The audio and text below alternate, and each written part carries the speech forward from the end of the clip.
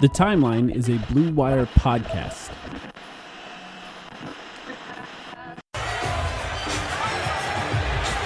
And it's simple offense. Set the screen and roll, force the switch, get out of my way. Paul for three. Bang!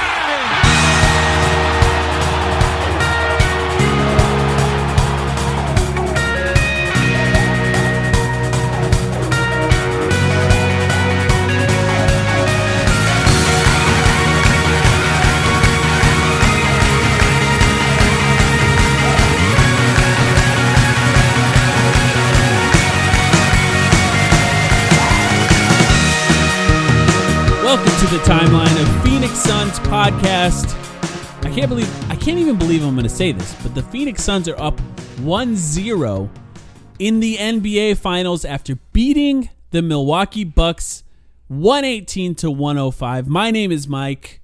I'm here with Sam. Sam, how you doing? Why is that so unbelievable? Did you doubt still going into game one? I'm still pinching myself that this is even reality at times. Like it's just hard to believe that we're here. It's just weird, man. This was a weird game because this did not feel to me like a finals game sometime. This is okay. How do I say this? It's because the Suns are in it. It's A, because the Suns are in it, but B, I was really impressed with how the Suns played tonight. And yeah. I think I'm really glad. First of all, we talked about this in our pregame spaces. We're doing those again. I was really glad to see Giannis play in the first place. And he came out of the gate and impressed me in the first couple quarters. He looked like Giannis. With his mobility. I mean, he a lot of issues there too. And issues that I'm not even necessarily holding against him. Some I guess I can, some I won't. I guess what was confusing about this game is like the Suns are this inexperienced team. Even Chris Paul has never been here before. And even when the lead got down to 4, 6, 8 points at times, especially in that second half, they were in control. Right? Yeah. They did not look like a team that just got here for the first time. And I think that's what blew me away most. Time and time again, we have seen this Suns team get out to a big lead. The other team chips away at that lead, and even in some instances threatens to take the lead, and the Suns respond time and time again. I almost admonished some Suns fans at the end of the season just to remind them of how good this Suns team was in the clutch. Technically, they were the best team in the NBA in the clutch in the regular season. They were the best team in the NBA on the road in the regular season. They were the best team in the NBA against winning teams in the regular season. They are just a good team. And look, there have been times in the playoffs that guys needed to step up in order for the Suns to win. Role players needed to do something remarkable. Guys like Cameron Payne needed to do something remarkable. In this game, the Suns' 3 best players, and even extend it to their 4 best players, carried this team to victory tonight. Chris Paul, 32 points, 9 assists. Devin Booker, 27 points, 6 assists. DeAndre Ayton, 22 points, 19 rebounds. And that's what won it in this game. And then we can throw in Mikal Bridges there, who had one of his better games offensively that he's had in a while. I was going to say, you're going out on a limb there and calling him our 4th best player. Which I think it's pretty obvious. I would have agreed that it's obvious in the regular season. I'm not always sure. It's just a weird crew. It kind of someone different steps up every night. The top 3. I mean, that's fair to say. The top 3 were phenomenal. I mean, all 4 guys were good, but the top 3 can't disagree with any of that. The thing that's remarkable about this Suns team is they always have the answer to whatever you throw at them.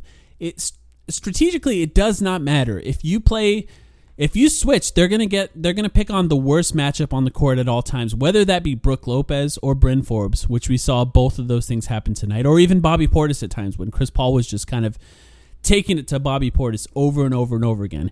If you start to drop, you know what they're going to do. They're going to get into that mid-range area. If you help in that mid-range area, they're throwing a lob to DeAndre, and if you don't help, they're shooting that mid-range. And if you do anything else, if you try and hedge and recover, which they didn't try to do in this game, they have an answer to that. If you try and trap, they have an answer to that. It's just a remarkable team, and it's Chris Paul ultimately, right? It's the mind of Chris Paul at the very top of this. that just exemplifies a team that just has every single answer. It's remarkable. I know people go overboard with the whole Chris Paul leadership stuff, and I think us as a pod, we've done a good job of giving guys the respect that they deserve outside of Chris Paul. That being said, that guy's irreplaceable, just totally irreplaceable with what he does. And tonight, 32 points, 4 rebounds, 9 assists, 12 of 19 shooting. Where do you think it ranks among? I mean, he's had some stellar performances already in the playoffs here. I think you got to put the 41-point closeout win he just had over the Clippers. That was his best game. And then he also had a 37-point win closeout, or 37-point closeout win game against Denver, right? So, I think those are the top 2. But this it's not far behind. This is another, top 3 great performance from Chris Paul, a legendary performance from Chris Paul here in Game 1 of the Finals. He's been waiting on this moment for 16 years. He finally relished it. And I woke up this morning, I said on Twitter, you know what? This smells like a Chris Paul game to me. He's not going to come out. He's going to come out in the first quarter. He's going to push the pace. I thought pace was going to be a big thing for them. And I was encouraged by the pace that we saw towards the latter half of that Clippers series, that would be something he'd be willing to embrace. So I was happy to see that. Wasn't exactly looking for his own shot in the way that you expect. That's typically something that comes from Chris Paul later in games when he really he smells blood basically, and he assumes that he can kind of just kill you in the water. So at that point he took over, had a tremendous third quarter, and ended with 32-9. Just another all-time great Suns performance from the legend there. It's the finals. I mean, after this is all said and done, we can go back and we can start to rank these games because they all matter within the context of what happens before and after them. If they win the title, different things will matter in different ways. But ultimately, this was his first game ever, Chris Paul's first game ever in the NBA Finals, and he had 32 points, 9 assists, and just 2 turnovers, and was plus 17, and just absolutely controlled the offense at every single moment while he was on the floor. He knew exactly what they were going to throw at him. He had a counter to every single thing. And there was really no moment where I felt like he was a step behind what they were doing. And that's the whole, this podcast could practically be, the name of the podcast could be changed to "This is why you trade for Chris Paul," essentially, because we talk about it all the time. Yeah. And this is one of those, this is why you trade for Chris Paul games, because just being able to see and read the defense and exactly what they're doing, because they started out switching, just for people to understand, I guess we should break it down. They started out switching on the Suns, and that ended up with essentially Brook Lopez guarding the 2 best players on the Suns over and over and over and over again. And they found ways to capitalize on that. They were scoring from mid-range. They were scoring at the rim, including Chris Paul getting to the rim, something he's been reluctant to do all season. And then after the Bucks finally adjusted, they played their more traditional drop defense, right? It's kind of the opposite of what we predicted on our last podcast. It actually is. It actually is, yeah. Including, by the way, putting Ayton on Giannis to start the game and then going to Jay Crowder later in the game. But yeah, on offense, the Suns had to adjust to the drop defense by the Bucks, and the Suns just have so many options in that drop defense. If you help on the mid-range, you can get the lob, you can get the corner, and if you don't help, the Suns players are going to get that mid-range shot over and over and over again. So no matter what they threw at Chris Paul or Devin Booker, they knew exactly how to counter it. Yeah, and the big thing that breaks open the game in the first place is when they're switching, it's essential that your superstars play like superstars. That's the thing that's traditionally stopped the Suns in the past. Not that Chris Paul and Devin Booker aren't good players, but if you can get them to be a little bit less efficient, then you can hope to switch and kind of just keep the ball in front, not allow the Suns to get in rotations. That's traditionally the thing that kills you if you're a team playing the Suns. But if Chris Paul and Devin Booker are going to go out there and just hit every mid-range shot over Brook Lopez, like you said, eventually Bud had to scramble for an adjustment. The only adjustment he could think of was going back to their traditional drop scheme, and that just, that worsened the bleeding for them at that point. They just could not find an answer. For either Chris Paul or Devin Booker, they both played really well.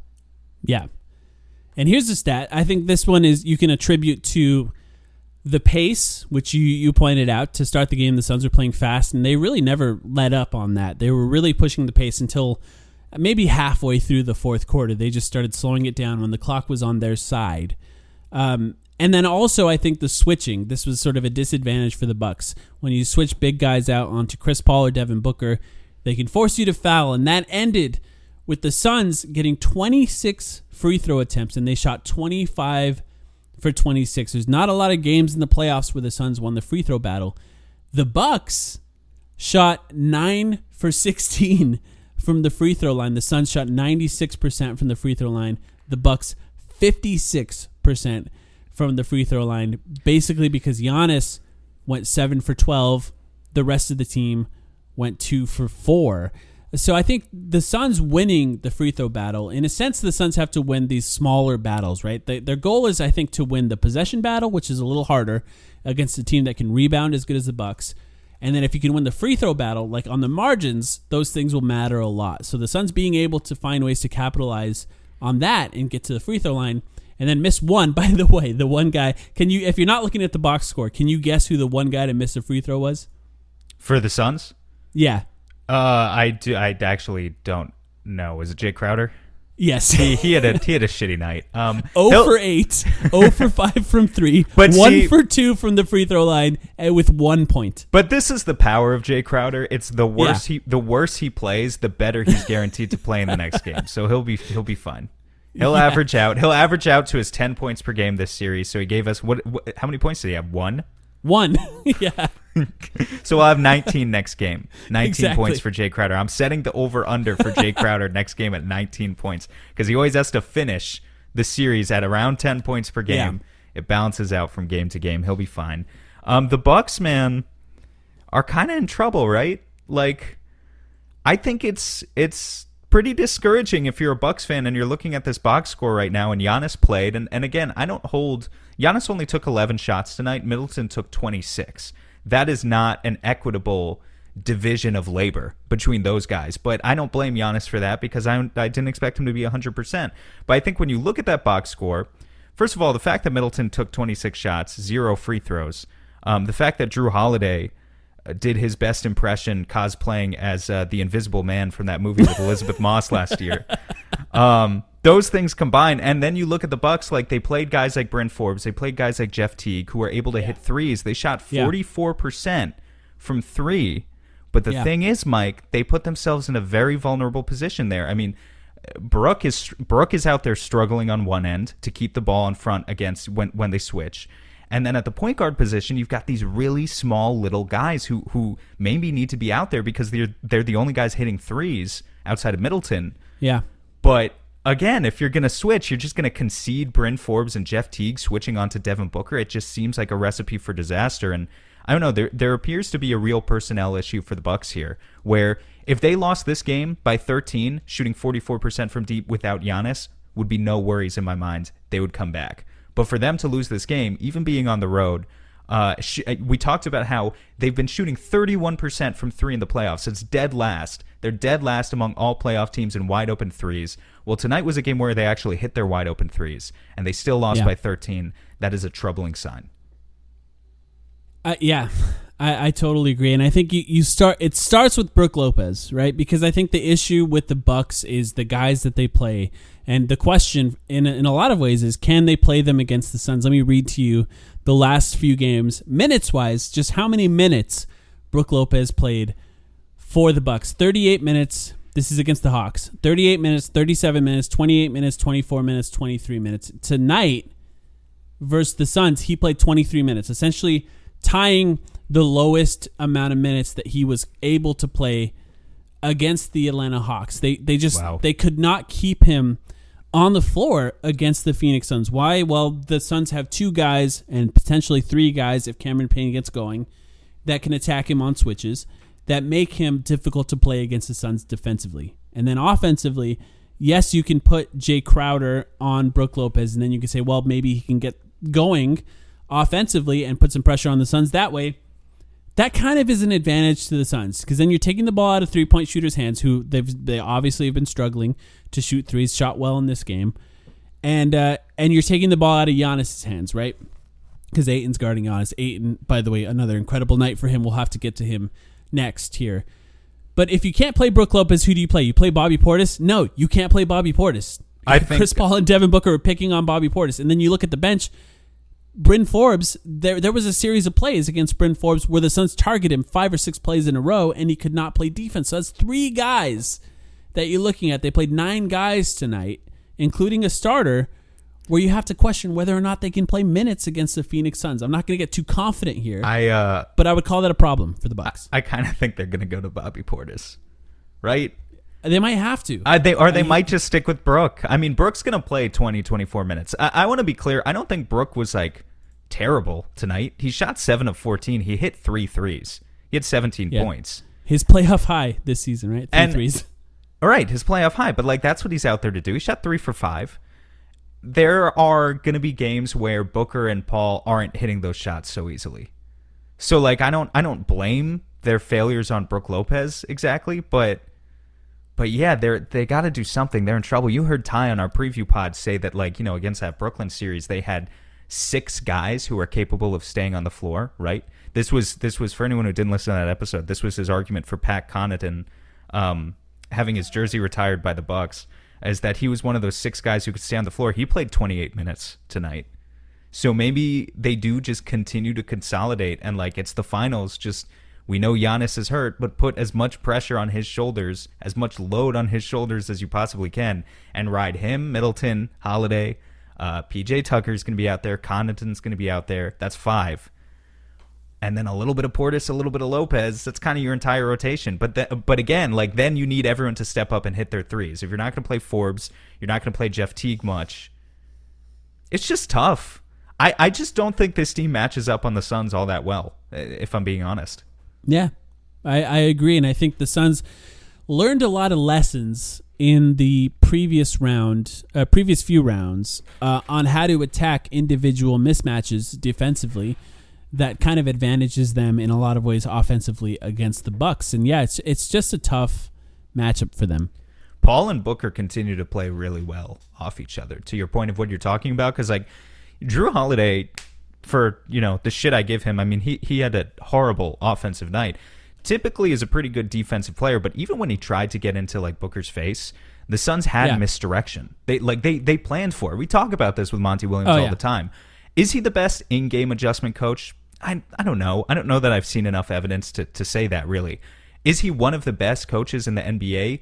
No doubt, at like coming in with a plan. Like he really prepares the guys for what they need to do. Yeah, I think the initial plan, the initial strategy for the Suns has been pretty much bang on in every series here. And then, you know, you got to make little minor tweaks. But the Suns were ready to, like, you know, if Holiday was harassing Booker, the Suns were ready to work misdirection, kind of load up on a strong side, maybe get, like, there was one play, you know, Devin Booker's trying to break down the defense. They load up the strong side. Chris Paul's the only guy on the weak side. Booker's able to break down the defense a little bit. He gets them to collapse in on him, puts him in a position where Chris Paul is alone on the weak side, 1 pass away. So the defense comes to help, and then Paul has a wide open 3. And there were a lot of plays where those two were playing off each other in a really dynamic way in this game. Yeah. Which I feel like we haven't even seen. I mean, I think we've seen them get better at it throughout the season, but I don't think we've seen them attain these heights necessarily. So I think a lot of the credit there goes to Monty. A lot of the credit also goes to Chris Paul, just with his poise of knowing when to run an isolation play for himself at, say, Brook Lopez, versus when he misses a couple of those shots in a row, say in the fourth quarter, and he decides, okay, you know what, no, now's the time. We got to go back to our offense. Let's run a stack pick and roll, and like let's, you know, Booker's going to ghost the screen. He's going to jump out to the 3-point line. We're going to get him open, and like we need to run a play here to make sure we get the most efficient shot. So I thought there was a really good balance between those two guys, and it just felt really natural in a way that like they were really clicking.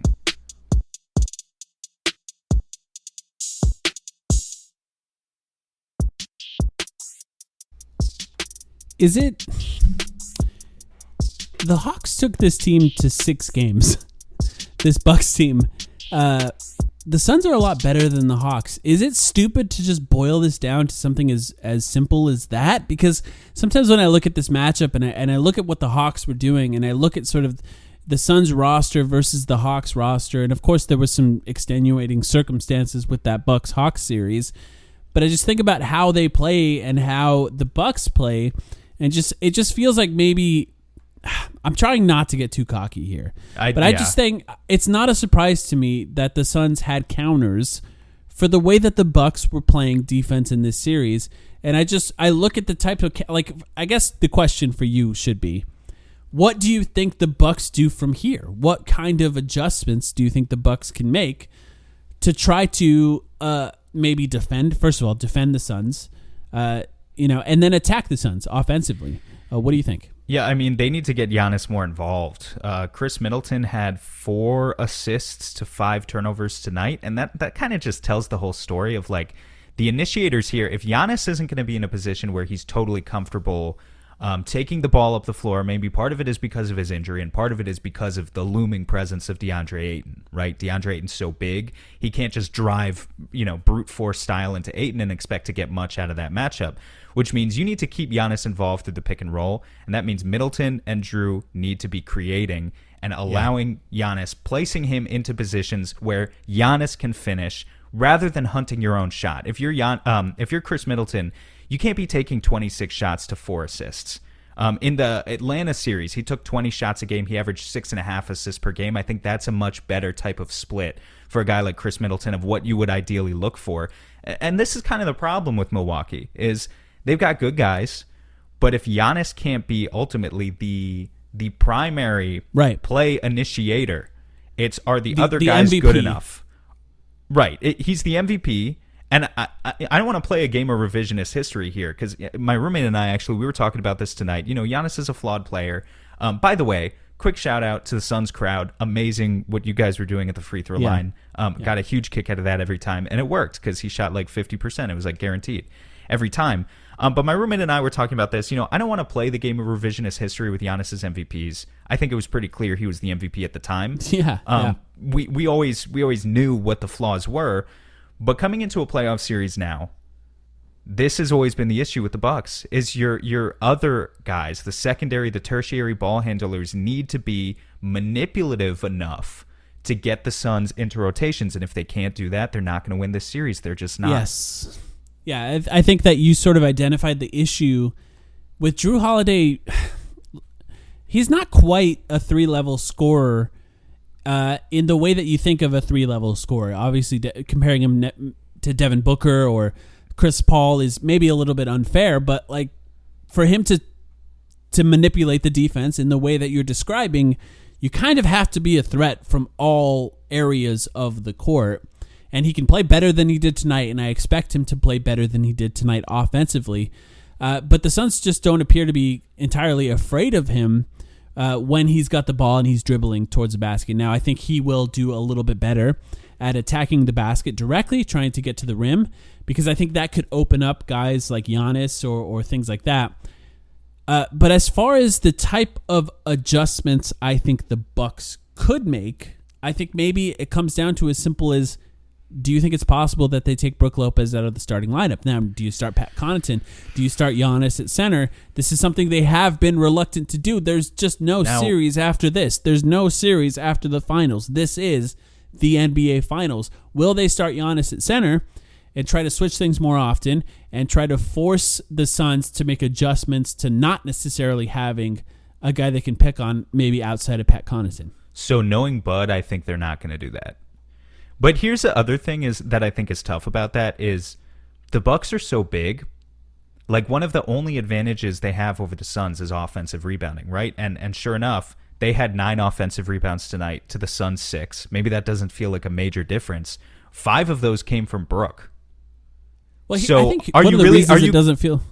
Are you going to neutralize that entire advantage that you have by taking him out of the game completely? Right. Yeah, that's a good point. But I think one of the reasons that doesn't feel like a big difference is because even on those offensive rebounds, if Ayton couldn't get his hands on it, his hands were in there.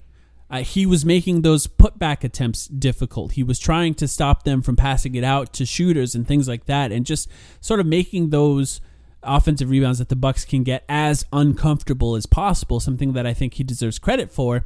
And other Suns players too. I think Jay Crowder, Torrey Craig are 2 other guys that are very good at this. But trying to disrupt those putbacks, if you're not able to get your hands on the initial rebound, is I think something that DeAndre Ayton did well, and that other guys did well on the team so far. But I just don't know. I think, like, if you look at Giannis and how they played in the fourth quarter, they essentially took Brook Lopez out of the game entirely. They played Giannis at center.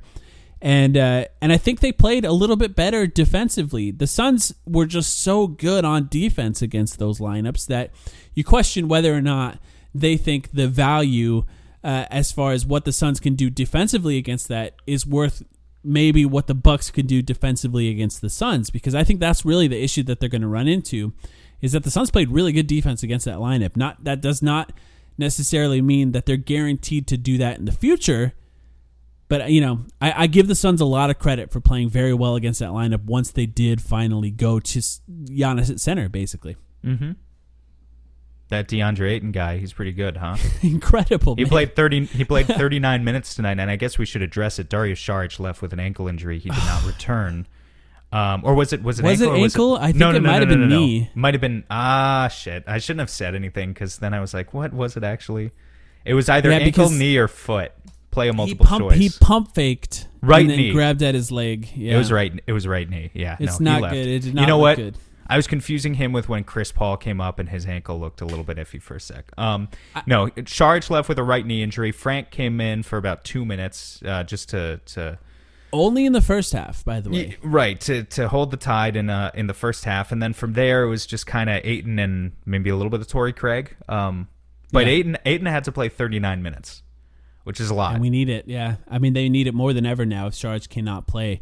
And I think that's actually an interesting point to make there, too, because what do they do? What do the Suns do when DeAndre Ayton comes out? I'm going to be real. Like, Dario's cool and all, but I don't think there's enough of a drop-off there. I think you can get away with 5 or 6 minutes of Frank just fine. And then you don't think they try to go small and just sort of dare Bobby Portis to beat up on them in that scenario? No, they might. It's just got to be a situation, I guess, where you have to match Ayton on Giannis minutes. And, well, no, I mean, I don't know. I guess if Giannis is in the game, like, Frank's not going to do anything more to him to deter him than Torrey Craig would, right? So it's like, and neither would Saric. So, I'm not sure that this is a super consequential injury in the grand scheme of the series, but it's just something we'll have to track. Yeah, it's not good to lose any of your depth against this team. I think the Suns have options. Smith. We have Jalen Smith if we need him. We'll be all right. I was hoping for some Javon Carter minutes tonight. It looked like it was going that way, and the Bucks did put up another effort there. He would be the perfect candidate to just chase Bryn Forbes around some screens if Bryn Forbes is going to play like more than 10 minutes. Another quick hitter, Cam Johnson. Want to talk about him? I feel like he hasn't missed a shot in like 5 games. Now, it's not actually true. It just feels like he doesn't miss. Yeah, he missed 3 tonight. Yeah, I don't remember any of the misses, right? It's one of those things with him. It's just he comes in, he provides a punch. He doesn't play a lot, right? He played 20-ish minutes in each game. But he just provides a different look offensively for the Suns and makes it difficult for guys to defend. I mean, he just runs that baseline, gets to the corner, and just catches it and launches it immediately. He's been incredible. He hits rhythm shots too, momentum shots. We talked about that all season, but rhythm shots. Hit a pull-up midi in rhythm on the fast break, like it was like a 16-footer, not a shot that we typically hit or see Cam Johnson take. But he made it look smooth, nice release. Jared Culver wouldn't have hit that shot. So yeah, I mean a good game from Cam and Cam Payne too. To talk about the other Cam, he shot 4 for 8 from the field, had 10 points. I don't think he was one of his best games in the playoffs, but I thought he did what he had to do. So. From the Suns bench there, a good showing from at least 2 or 3 guys. It is kind of funny that the Suns' 2 best bench players are both named Cameron. I feel like we haven't talked about that enough. It's just so bizarre. They both come in. They both had 10 points in this game, right? They both shot relatively well. Cam Johnson 3 for 6. Cameron Payne 4 for 8. They both shot 50%. And they just play really. They're so solid. I've never known this. This is maybe a stupid question. I don't know what the players call each other. They call Chris Paul CP. So that means they can't call Cam Payne CP, even though it's the same initials. So I guess they just call him Cam. But then what do they call Cam Johnson? Do they also call him Cam? Yeah. See, this is why we need to be credentialed. This is the questions we would ask. I really wouldn't want to be credentialed. Nor would they let us. But yeah, I mean, nor would we ask. Before we take off here, do you have any other final takeaways from what's a great Game 1 win? Any other adjustments? We didn't even talk about Devin Booker, but I think some people might look at his shooting, right? 8 for 21, 1 for 8 from 3, and maybe think that this is inefficient, but you got to remember, 10 for 10 from the free throw line. This is 27 points on 21 shots. That's extremely efficient basketball, especially from a guard. And you just have to acknowledge his ability to get to the free throw line because the rest of the team struggles. Now that DeAndre Ayton has been the second best player at doing that for a while, helps the Suns a lot. But nobody really does it like Devin Booker, and it takes a younger guy to do it because Chris Paul's not going to get to the line that often. The way that Devin Booker does, especially. And I just want to give him credit for that. And Totally. Really just the three guys across the top that we talked about at the beginning of this podcast, 27, 32, and 22 for Devin Booker, Chris Paul, and DeAndre Ayton, respectively. All three of those guys showed up offensively and defensively, specifically DeAndre Ayton and Devin Booker. Chris Paul, obviously never a problem defensively, but Ayton and Devin Booker were both very good, especially DeAndre Ayton. Booker with those 10 free throws, like you said, just opening up everything else. On offense, that's critical. And, I mean, if you're out there, I don't think these people are listening to our podcast, but if you're out there and you were quiet about the Clippers consistently doubling up the Suns on free throws every game in that series, then I don't want to hear a peep out of you right now. Because it's. We'll be back after Game 2. Hopefully not humbled. Hopefully we can remain confident because I'll be honest, Sam, I'm struggling not having drinks during the finals. I know you are. I've been pretty good. I'll just reiterate, like the energy with the crowd was fucking awesome tonight. I will say I love Mike Breen, Jeff Van Gundy, and Mark Jackson. I actually thought have done a decent job with their analysis. However, I usually don't mind. Like, there was a situation tonight where the crowd was so loud in the first half that I literally couldn't hear anything they were saying on the broadcast. And I was like, I like this. Keep this up, guys, because this is actually great. So if you're going to Game 2, keep it up. The energy has been awesome, and the players definitely feed off that, and I think it makes a difference. Yes, and thank you everyone for listening to us. If you haven't already, check out our finals preview episode, our previous episode. It's still relevant today. But yes, we'll be back after Game 2. Thanks everyone for listening. I saw the shots they was giving me, and I was just missing them. So I just kept trying to be aggressive. My guys got going, and Campaign and all the coaches been talking about us playing with pace. I'm the old head that like to slow it down sometimes, but in this series we got to play with pace.